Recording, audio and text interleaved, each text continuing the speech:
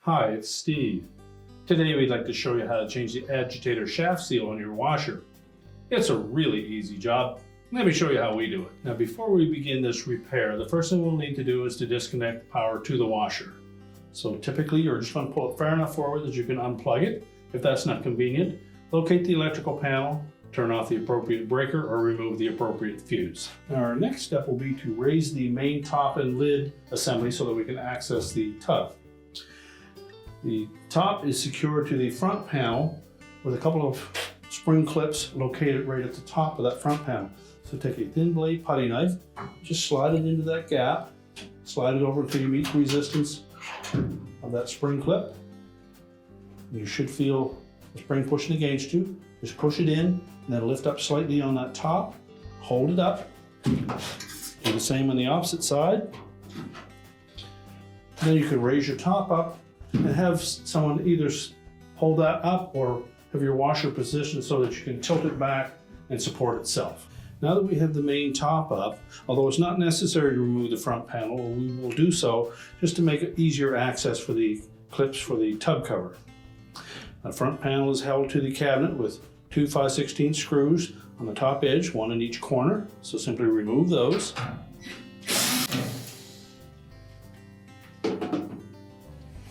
And then just let that panel tilt towards you and unhook it from the two clips at the bottom. And then just set it aside.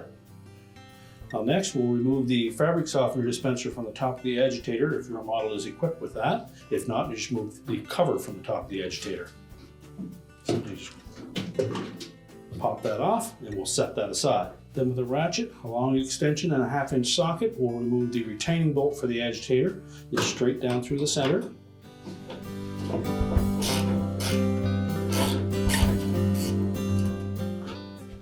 And you can either remove just the top half of the agitator if you have an auger style, or lift up on the base of the agitator and pull the whole unit up.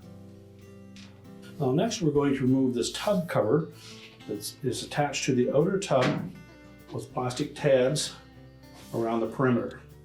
We simply need to push down on the tub cover at the same time that we're pulling outward on the tabs to release them.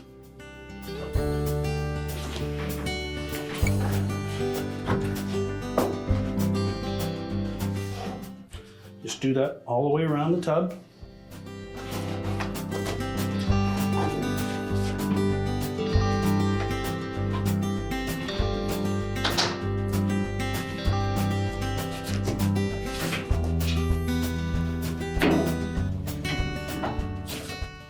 Now once we release them all, we'll lift that tub cover off and set it aside.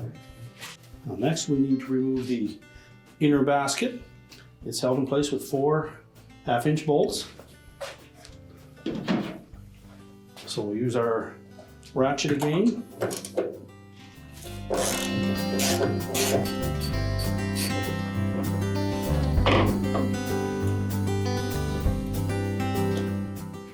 Let's pull the bolts all the way out.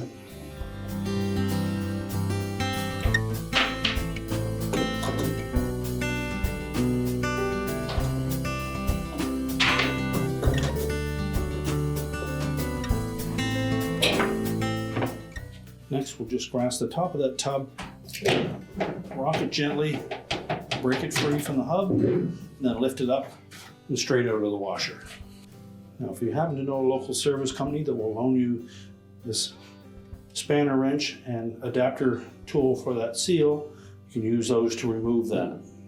It simply slides over the vanes on the side of that seal, and the wrench fits into 3 of those pivot points, and we're simply going to knock it with a hammer counterclockwise to loosen it.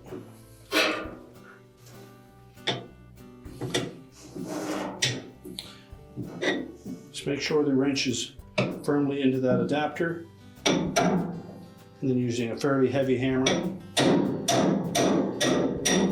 we'll loosen that. Now if you don't happen to have this tool, you can remove the old hub with a large pair of slip joint or water pump pliers. Grasp the edge of that and turn it until it unthreads. So unthread that off of the transmission. Slide it up off the agitator shaft, and then we can discard the old one. And before we install the new one, we're going to clean that exterior of that agitator shaft with a little bit of solvent, just to remove any grease or debris that may be on that. And once we've cleaned that shaft off, just verify that the new seal does have an adequate amount of lubrication, and carefully slide it down that shaft.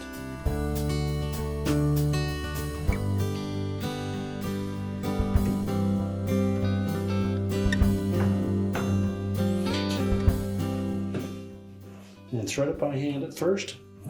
Make sure we don't get it cross-threaded.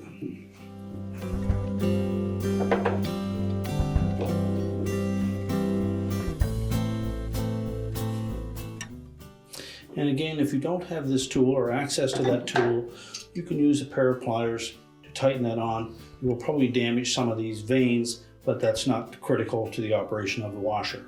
You simply get a good grip on them and tighten it securely.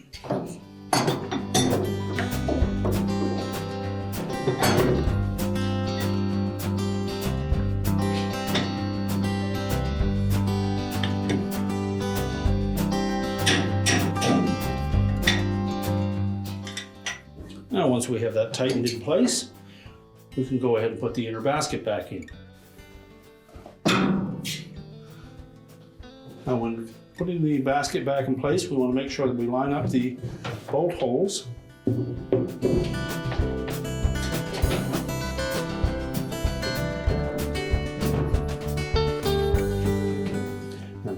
make sure that we rock that tub so that it's sitting flush on that center hub.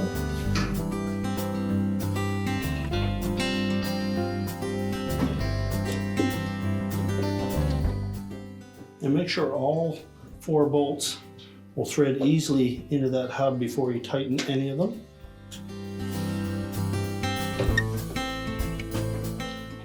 And if you find any that are going in a little difficult, you may need to maneuver the tub back and forth a bit to better line up those holes.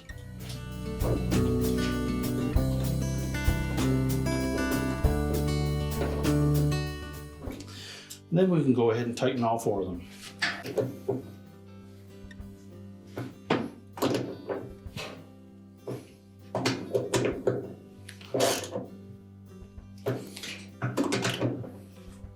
And then just make sure that we snug all 4 of those bolts nice and tight with our ratchet.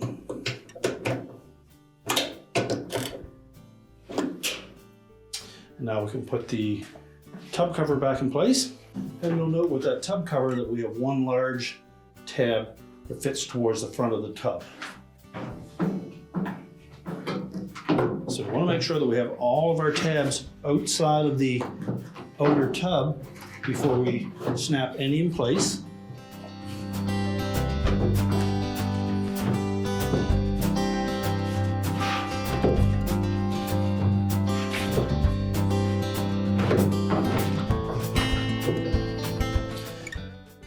Then line up the large one on the front, press down on the tub cover,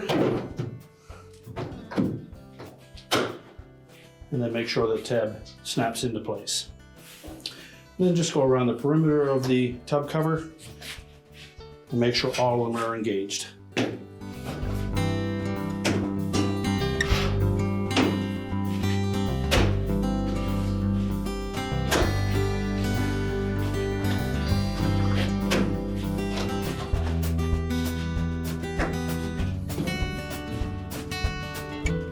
Now we can put the agitator back in.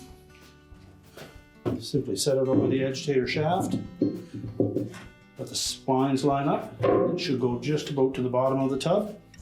Now if your model used the auger style agitator, it probably separated when you took it out. So we need to just make sure that these slots line up with the fins on the agitator base. But we also need to make sure that the bolt is firmly into place.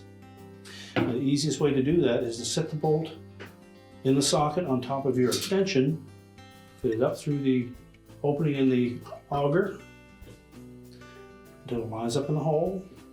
Then while keeping some pressure on it, we'll line up that auger at the agitator base, and then we can begin to thread that bolt into the agitator shaft. Use your ratchet to tighten it in place. And then we can put the fabric softener dispenser cover on. So you snap it into place. Next, we'll put our front panel on if you've removed yours. And we just want to make sure that we line up the slotted openings in the bottom of that front panel with the 2 clips that are secured to the base of the washer. Now, as we tilt that front panel up, we need to make sure that we line up those locating pins with the slotted holes on the lip of that front panel.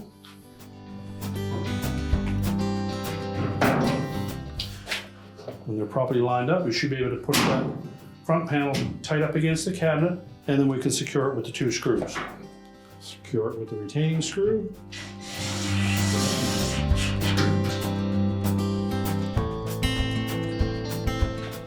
Do the same on the opposite side.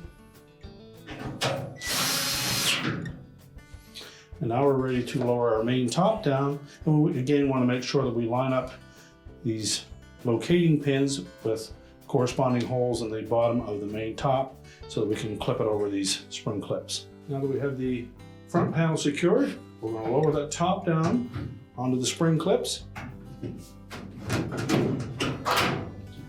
Make sure it engages both sides. And now we're ready to push the washer back into position. You're now ready to reconnect the power, and your repair is complete.